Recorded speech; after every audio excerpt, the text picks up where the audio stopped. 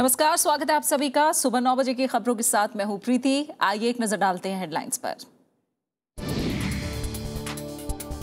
पूर्व राष्ट्रपति doctor APJ Abdul Kalam का पार्थिव शरीर रामेश्वरम रवाना। कल पूरे सैन्य सम्मान के साथ होगा अंतिम संस्कार। प्रधानमंत्री भी होंगे शामिल। अंतर्राष्ट्रीय सीमा पार कर पाकिस्तान से आए थे आतंकी। शुरुआती जांच से संकेत, जीपीएस और कंपास खंगालने में जुटी फॉरेंसिक टीम। बीएसएफ के डीजी आज करेंगे गुरदासपुर का दौरा। याकूब मेमन की याचिका पर सुप्रीम कोर्ट की बड़ी बेंच में सुनवाई आज। चीफ जस्टिस ने 3 जजों की बेंच को सौंपा मामला। जस्टिस दीपक मिश्रा, प्रफुल्ल पंत, अमिताभ रॉय की पीठ करेगी सुनवाई। गुजरात में पिछले 48 घंटे से भारी बारिश, अब तक 22 लोगों की मौत। ठाणे में पुरानी इमारत ढहने से 4 लोगों की मौत। मलबे में दबे लोगों को निकालने में जुटी एनडीआरएफ की टीम। भारतीय महिला रिकर्व टीम ने हासिल किया रियो ओलंपिक 2016 का कोटा। तीरंदाजी विश्व चैंपियन के फाइनल में पहुंची टीम। रूस से होगी भिड़ंत।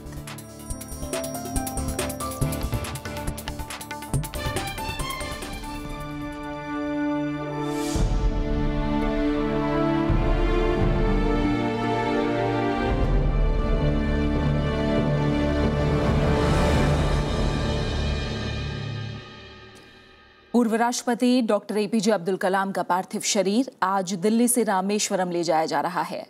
रक्षा मंत्री मनोहर पर्रिकर और केंद्रीय मंत्री एम वेंकैया नायडू पार्थिव शरीर के साथ विमान में हैं। गुरुवार को पूरे सैन्य सम्मान के साथ रामेश्वरम में पूर्व राष्ट्रपति को सुपुर्द खाक किया जाएगा। प्रधानमंत्री नरेंद्र मोदी भी अंतिम संस्कार में हिस्सा लेंगे।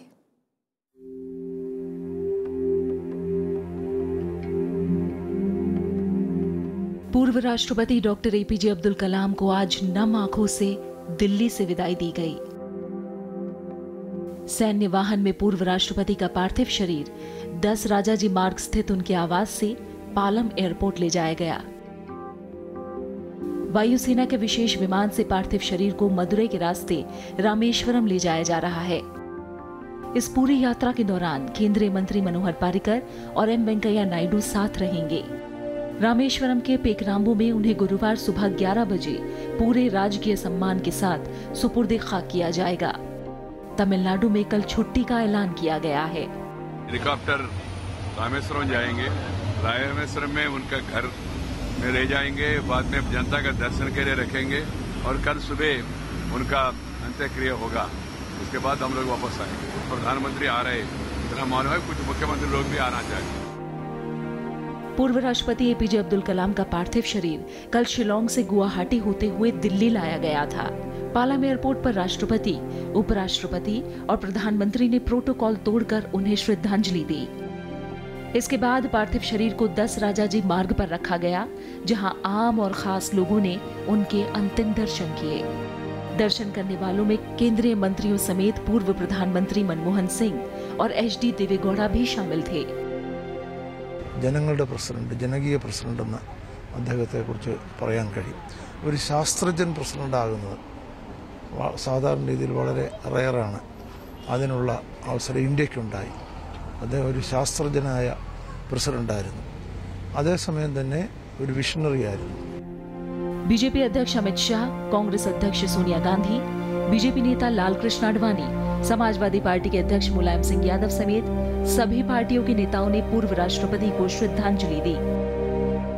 पूरी जिंदगी का उनका कर्म हो,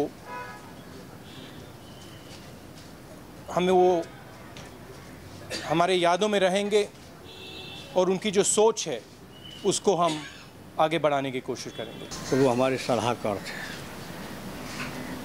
और सलाहकार रह कर के बहुत से हमारे सुझाव और उनके सुझाव आपने बातचीत करके ऐसे निर्णय लिए गए हैं जो आज देश सुरक्षा की दृष्टि से जो मजबूत है। केंद्रीय मानव संसाधन विकास मंत्री स्मृति ईरानी ने कहा है कि राष्ट्रीय आविष्कार अभियान का नाम पूर्व राष्ट्रपति डॉक्टर एपीजे अब्दुल कलाम के नाम पर रखा जाएगा। छात्रों के बीच में हम साइंस, टेक्नोलॉजी, मैथमेटिक्स को लेके कैसे प्रोत्साहित उन्हें कर सकते हैं, उनका कैसे रुझान बढ़ा सकते हैं, इस प्रयास में डॉक्टर कलाम खुद आगे बढ़ के उन्होंने इस अभियान की शुरुआत की, इनॉग्रेट किया। मेरी इच्छा है कि अब ये अभियान उनके नाम से जुड़ा रहे।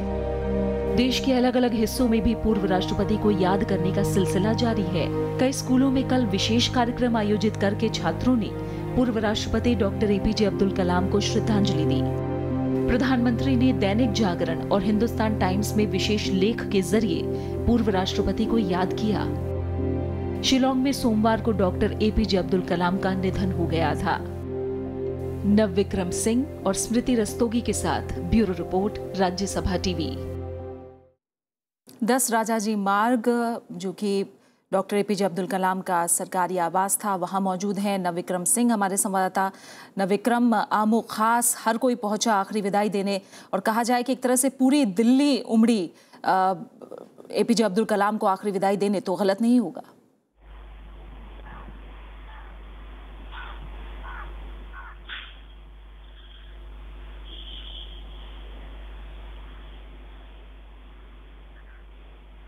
नवविक्रम, आवाज आ रही है आप तक? जी, आवाज आ रही है। नवविक्रम, आप घर के बाहर मौजूद हैं। यहाँ से पालम एयरपोर्ट के जरिए अब रामेश्वरम रवाना किया गया है पार्थिव शरीर। अगर हम कहें कि आमो खास हर कोई मौजूद था, पूरी दिल्ली ने आखिरी विदाई दी डॉक्टर कलाम को, तो गलत नहीं होगा? जी बिल्कुल, यहाँ पर हर तबका, बच्चे क्या, बूढ़े क्या, जवान क्या, हर एक तबका समाज का यहाँ पर मौजूद था। और हर किसी के मन में, खासतौर पर युवाओं के मन में, जो विजन 2020 की भावना है, वो विजन 2020 को लेकर खासा उत्साहित था। उनका कहना था, मैंने कई यहाँ पर युवाओं से बात की, उनका कहना था कि विजन 2020 को पूरा करना है, देश को विकास के क्षेत्र में आगे बढ़ाना है, विज्ञान को आगे बढ़ाना है। जी प्रीति, बहुत बहुत शुक्रिया आपका हमारे साथ जुड़ने के लिए नवविक्रम।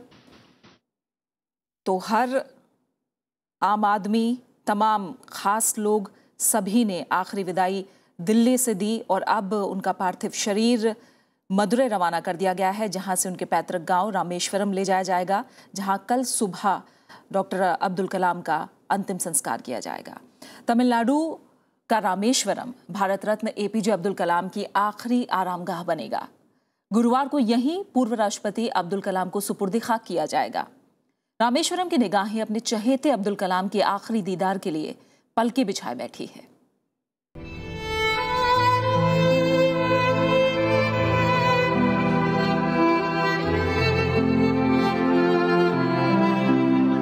तमिलनाडु के रामेश्वरम में जिंदगी थमी हुई है। लोगों के चेहरे पर गम और मायूसी है। पूर्व राष्ट्रपति अब्दुल कलाम के घर मातम पसरा है। लोगों का पूर्व राष्ट्रपति एपीजे अब्दुल कलाम के घर पहुंचना जारी है। सदमे में डूबे रामेश्वरम के लोगों को इंतजार है अपने अजीज अब्दुल कलाम से आखिरी सलाम का। तो 99 साल के बुजुर्ग भाई को इंतजार है चहेते भाई के आखिरी दीदार का।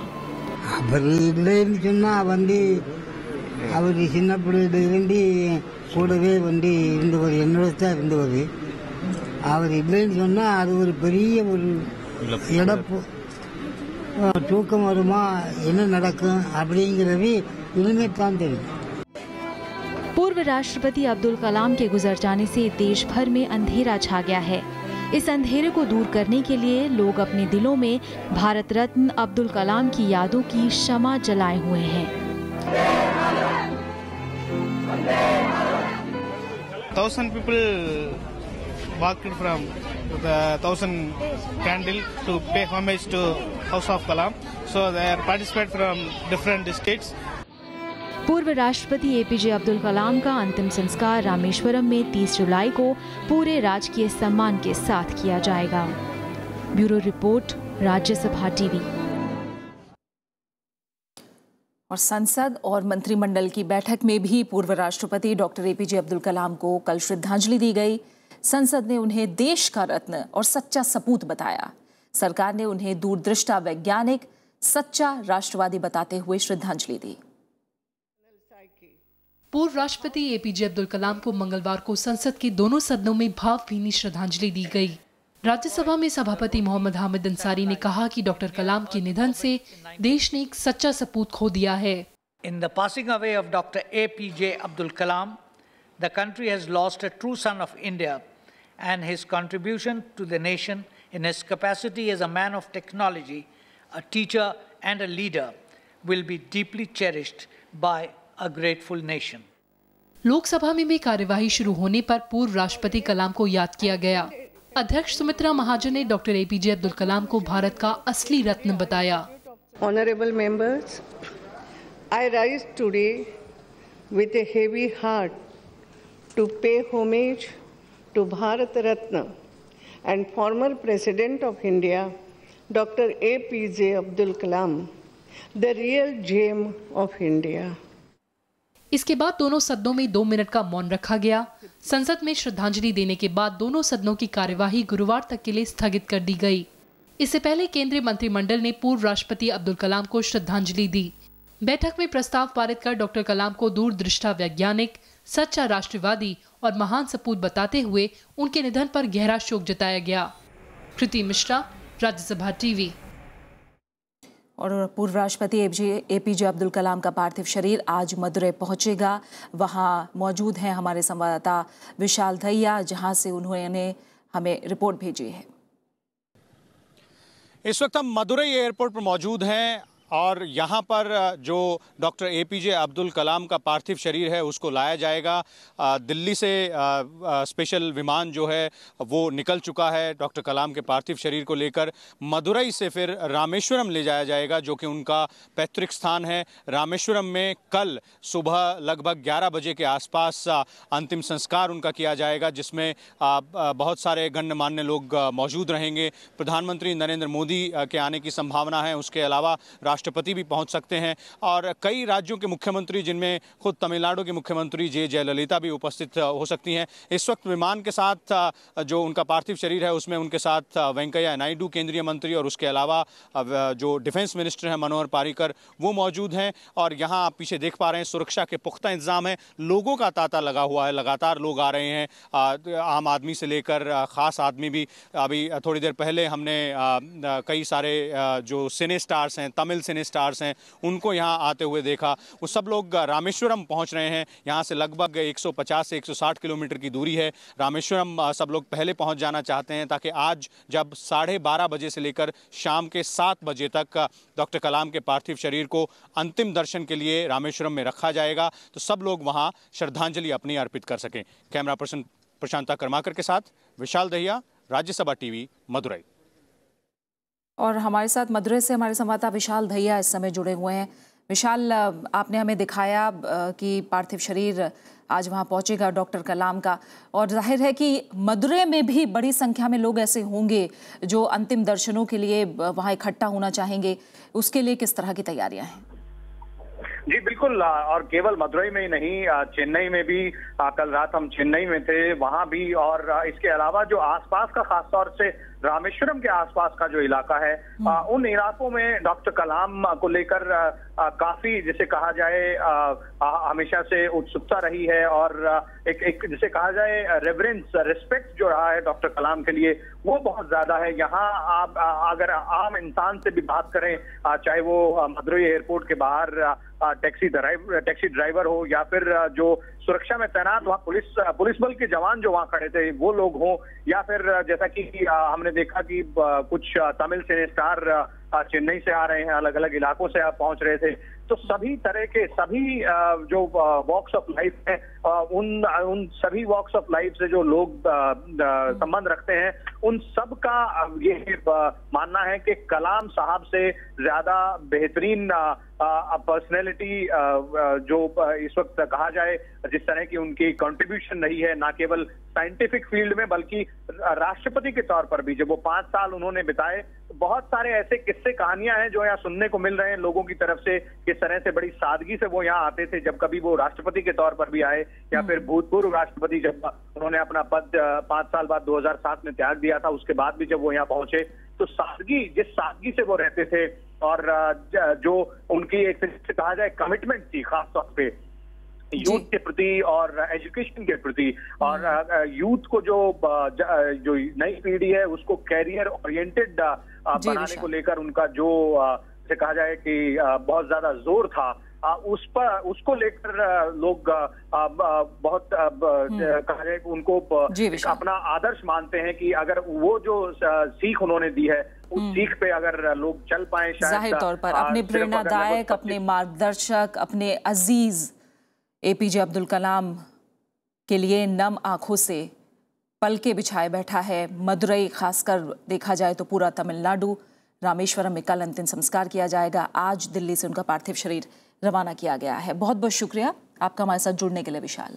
ओडिशा के पुरी में सैंड आर्टिस्ट सुदर्शन पटनायक ने समुद्र के किनारे डॉक्टर एपीजे अब्दुल कलाम की रेत की प्रतिमा बनाकर उन्हें श्रद्धांजलि दी। उनकी इस प्रतिमा पर मिसाइल मैन और लोगों का राष्ट्रपति लिखा गया है।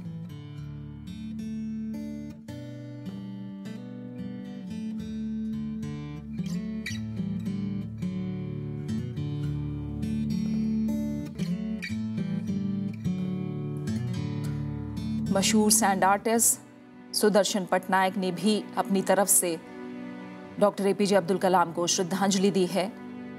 समुद्र के किनारे रेत पर उन्होंने डॉक्टर कलाम की ये तस्वीर उकेरी और उन्हें श्रद्धांजलि दी है। उन्होंने भी अपनी श्रद्धांजलि में उन्हें लोगों का राष्ट्रपति बताया है।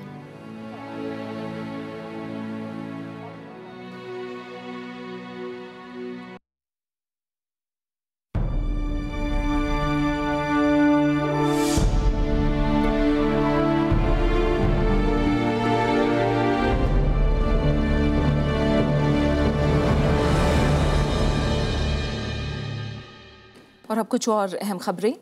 भूमि अधिग्रहण विधेयक पर केंद्र सरकार की राह आसान होती नहीं दिख रही है। विधेयक पर सहयोगी दल शिवसेना अब खुलकर विपक्ष का साथ देती दिख रही है। भूमि विधेयक पर आगे की रणनीति पर चर्चा के लिए विपक्षी दलों की बैठक में शिवसेना ने भी शिरकत की। पीटीआई के मुताबिक दिल्ली में कल एनसीपी प्रमुख शरद पवार के घर बैठक हुई, जिसमें शिवसेना के लोकसभा सांसद आनंद राव अडसुल भी शामिल हुए। बैठक में कांग्रेस के केवी थॉमस, टीएमसी की कल्याण बनर्जी समेत वाईएसआर कांग्रेस और सीपीएम के नेता भी शामिल हुए। इस बीच कांग्रेस, सीपीएम, जेडीयू ने 2013 के कानून में एनडीए सरकार के प्रस्तावित संशोधनों को पूरी तरह से वापस लेने की मांग की है।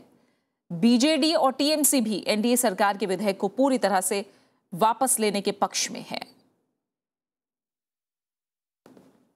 गुरदासपुर के दीनानगर में हमला करने वाले आतंकी 26 जुलाई की रात को पाकिस्तान से रावी नदी पार करके पंजाब में दाखिल हुए थे। मारे गए आतंकवादियों से जब्त जो 2 जीपीएस और कंपास से इसका खुलासा हुआ है। इस बीच बीएसएफ के महानिदेशक डीके पाठक आज गुरदासपुर का दौरा करेंगे। सीसीटीवी फुटेज से पता चला है कि गुरदासपुर के दीनानगर में हमला करने वाले लश्कर के 3 संदिग्ध आतंकी पूरी तैयारी के साथ आए थे। पुलिस के मुताबिक आतंकवादी पाकिस्तान में शाकरगढ़ के घरौत से अपने मिशन पर निकले थे। वो अंतर्राष्ट्रीय सीमा के नजदीक बामियाल गांव से भारत में घुसे। इनके जीपीएस में डेटा भरने का काम 21 जुलाई को किया गया था। अब इन जीपीएस और कंपास की जांच हो रही है। Points which have been fed in the GPS system, which start from the Tulsiban, which is right on the border, on the Gurdaspur center. Forensic team ने मंगलवार को दीनानगर थाने के पास की इमारत का दौरा किया, जहां आतंकी मुठभेड़ में मारे जाने से पहले छिपे हुए थे। सुरक्षा बलों को दीनानगर और जम्मू के सांबा में सेना के कैंप और पुलिस स्टेशन पर हुए हमले में कई समानताएं मिली हैं। पंजाब से कांग्रेस के वरिष्ठ नेता कैप्टन अमरिंदर सिंह ने मंगलवार को दीनानगर का दौरा किया। जो इंसिडेंट यहाँ हुआ है, इसी तरह का इंसिडेंट 2-3 महीने पहले जो है जो कठुआ में हुआ था, उसी तरह का हुआ है। बहुत सी सिमिलैरिटीज हैं। सो मच सो कि मेरे डीएसपी बता रहे थे कि जो बूट पहने थे इन्होंने, वो वैसे ही बूट जो थे वो जो अपने राजबाग में इंसिडेंट हुआ था। पहली बार इंटरनेशनल बॉर्डर को इन्होंने क्रॉस किया है। This is a violation of Indian territory and I think it should be taken very seriously and they must understand that India will not hold its peace for too long. सेना की वर्दी में आए आतंकियों ने सोमवार को दीनानगर थाने को निशाना बनाकर हमला किया था। इसमें एक एसपी समेत 7 लोगों की मौत हो गई। सुरक्षा बलों ने करीब 12 घंटे चले ऑपरेशन में 3 आतंकियों को मार गिराया था। Bureau report, Rajya Sabha TV. 1993 के मुंबई विस्फोट मामले में मौत की सजा पाए याकूब मेमन की याचिका पर आज सुप्रीम कोर्ट की बड़ी बेंच सुनवाई करेगी। मंगलवार को डेथ वारंट को गैर कानूनी बताने वाले याकूब की याचिका पर सुनवाई कर रही 2 जजों की बेंच में सहमति नहीं बन पाई, जिसके बाद चीफ जस्टिस HL दत्तू ने मामले को 3 सदस्यीय बड़ी खंडपीठ को सौंप दिया। इस बीच महाराष्ट्र में कांग्रेस के कई मुस्लिम विधायकों और एक पूर्व मंत्री ने राष्ट्रपति को पत्र लिखकर याकूब की फांसी की सजा को आजीवन कारावास में बदलने की गुजारिश की है। डेथ वारंट को गैरकानूनी बताने वाली याकूब की याचिका पर जस्टिस AR दवे और जस्टिस कुरियन जोसेफ के बीच असहमति के बाद चीफ जस्टिस ने 3 जजों की नई पीठ का गठन कर दिया है। जस्टिस दीपक मिश्रा, प्रफुल्ल पंत और अमिताव रॉय की पीठ आज इस मामले की सुनवाई करेगी। इससे पहले मंगलवार को सुनवाई के दौरान जस्टिस दवे ने क्षमादान का मुद्दा महाराष्ट्र के राज्यपाल पर छोड़ने को कहा, तो जस्टिस कुरियन ने मेमन की क्यूरेटिव पिटीशन पर नए सिरे से विचार करने की बात कही। इसके बाद तय हुआ कि मामला बड़ी बेंच को सौंप दिया जाए। आगे आने वाले समय में या इसी केस में एक ऐसा जजमेंट आएगा जो पिछले सारे जजमेंट को कंसीडर करते हुए एक नया लॉ लेट डाउन करेगा। याकूब मेमन ने अपनी याचिका में कहा था कि टाडा कोर्ट का डेथ वारंट गैर कानूनी है। याकूब के मुताबिक 9 अप्रैल को रिव्यू पिटीशन कैंसिल होने के बाद डेथ वारंट जारी किया गया, जबकि उस वक्त क्यूरेटिव पिटीशन सुप्रीम कोर्ट में लंबित थी। किसने तो कहा होगा कि घटा दिया जाए, किसने कहा होगा नहीं घटाया जाए, इसीलिए उन्होंने लार्जर बेंच को दे दिया, तो इसके चांसेस इम्प्रूव होते हैं। नागपुर जेल में बंद याकूब की फांसी की तारीख 30 जुलाई तय की गई है। मेमन ने अपनी याचिका में सुप्रीम कोर्ट के 27 मई 2015 के फैसले का हवाला दिया है, जिसमें कहा गया था कि डेथ वारंट सारे कानूनी उपचार पूरे होने के बाद जारी होने चाहिए। याकूब मेमन की याचिका से सुप्रीम कोर्ट से चाहे जो भी फैसला आए, लेकिन जानकार मानते हैं कि इस फैसले का असर आने वाले कई बरस तक सुप्रीम कोर्ट या अलग अलग अदालतों में होने वाले फैसलों पर पड़ेगा। जानकार मानते हैं कि इस केस के फैसले के बाद ये जाहिर होगा कि आखिर फांसी की सजा पाए दोषियों के अधिकार क्या हैं और साथ ही साथ क्यूरेटिव पिटीशन को डालने के लिए क्या नियमावली है। कैमरामैन विजय कुमार के साथ दिल्ली से Ravinder Singh Shoran, Rajya Sabha TV. Supreme court के निर्देश पर व्यापम घोटाले की जांच कर रही CBI ने मंगलवार को एक और FIR दर्ज की है। इसमें व्यापम के जरिए 2012 में आयोजित वन रक्षक भर्ती परीक्षा में गड़बड़ी के मामले में CBI ने 18 लोगों को आरोपी बनाया है। CBI ने आरोपियों के खिलाफ मध्य प्रदेश पात्रता परीक्षा अधिनियम सहित IPC की विभिन्न धाराओं के तहत मामला दर्ज किया है। वहीं CBI सूत्रों के मुताबिक जांच एजेंसी ने जबलपुर में ब्रजेश राजपूत की 22 अक्टूबर 2010 में हुई अस्वाभाविक मौत को भी जांच के दायरे में लिया है और मामले में प्राथमिक जांच शुरू करने का निर्णय लिया है। ब्रजेश ग्वालियर में व्यापम घोटाले को लेकर दर्ज एक मामले में संदिग्ध थे। गुजरात में पिछले 48 घंटे में भारी बारिश से अब तक 22 लोगों की मौत हो गई है। मौसम विभाग ने अगले 3 दिनों में गुजरात, राजस्थान, मध्य प्रदेश और ओडिशा में भारी बारिश की आशंका जाहिर की है।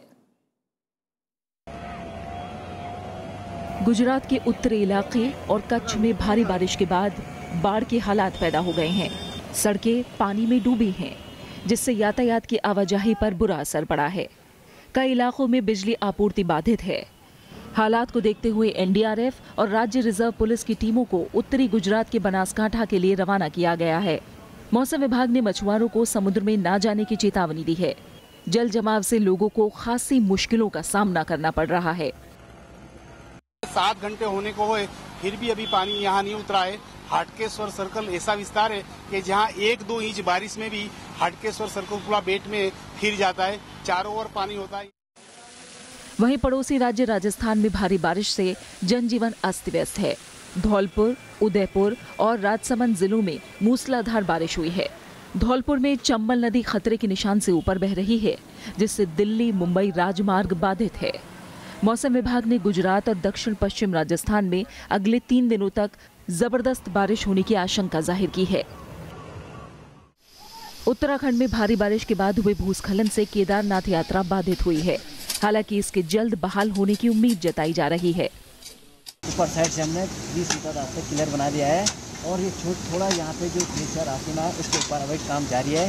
हमारे सुबह लगभग 4 बजे से लगातार काम जारी है।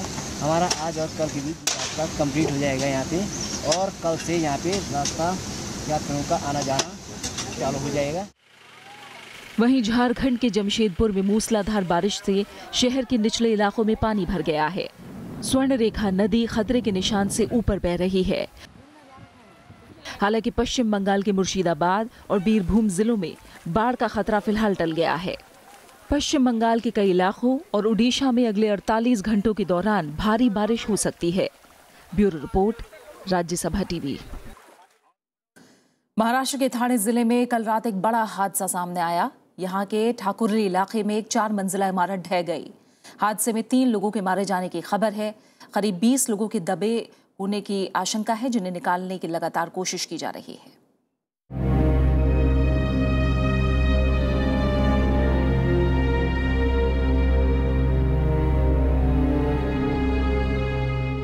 मुंबई से सटे ठाणे के ठाकुरली इलाके में ये 4 मंजिला इमारत रात करीब 11:15 बजे देखते ही देखते मलबे में तब्दील हो गई।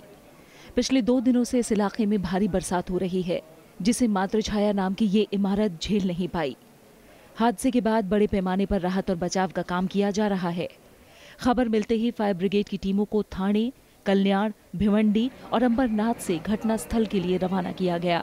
हम लोग क्या एक्चुअली खाना खा रहे थे घर पे, तो अचानक आवाज आई धीरे से, तो हम लोग ऊपर आए, पूरी फैमिली ऊपर है क्या हुआ देखने के लिए।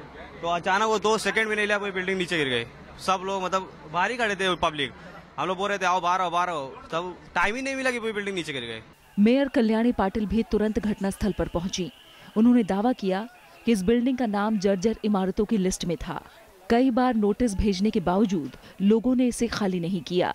कुछ दिन पहले ही कारपोरेशन ने धोखादायक करके इसको स्ट्रक्चरल ऑडिट करके रिपोर्ट दिया था।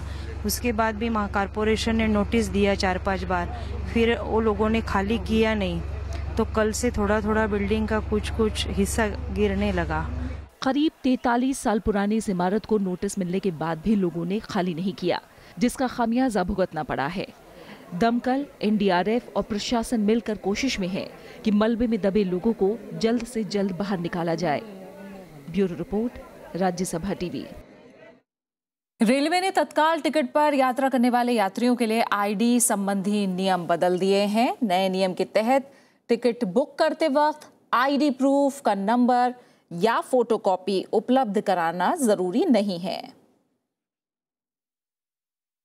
कुछ अहम अंतर्राष्ट्रीय खबरों पर नजर। लीबिया में पूर्व तानाशाह कर्नल गद्दाफी के बेटे सैफ अल इस्लाम को अदालत ने मौत की सजा सुनाई है।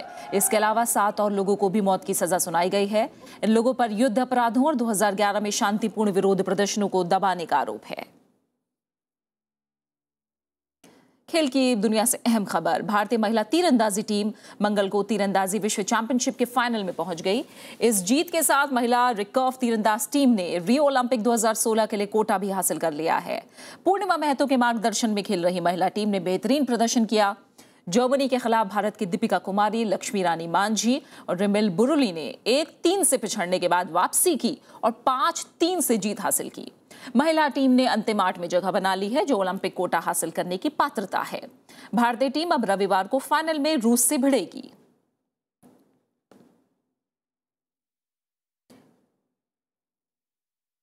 और इसी के साथ फिलहाल इस बुलेटिन में इतना ही। आखिर में एक नजर हेडलाइंस पर। पूर्व राष्ट्रपति एपीजे अब्दुल कलाम का पार्थिव शरीर रामेश्वरम रवाना। कल पूरे सैन्य सम्मान के साथ होगा अंतिम संस्कार। प्रधानमंत्री भी होंगे शामिल। अंतर्राष्ट्रीय सीमा पार कर पाकिस्तान से आए थे आतंकी। शुरुआती जांच से संकेत। जीपीएस और कंपास खंगालने में जुटी फॉरेंसिक टीम। बीएसएफ के डीजी आज करेंगे गुरदासपुर का दौरा। याकूब मेमन की याचिका पर सुप्रीम कोर्ट की बड़ी बेंच में सुनवाई आज। चीफ जस्टिस ने 3 जजों की बेंच को सौंपा मामला। जस्टिस दीपक मिश्रा, प्रफुल्ल पंत, अमिताभ रॉय की पीठ करेगी सुनवाई। गुजरात में पिछले 48 घंटे से भारी बारिश, अब तक 22 लोगों की मौत। ठाणे में पुरानी इमारत ढहने से 5 लोगों की मौत। मलबे में दबे लोगों को निकालने में जुटी एनडीआरएफ की टीम। भारतीय महिला रिकर्व टीम ने हासिल किया रियो ओलंपिक 2016 का कोटा। तीरंदाजी विश्व चैंपियन के फाइनल में पहुंची टीम। रूस से होगी भिड़ंत।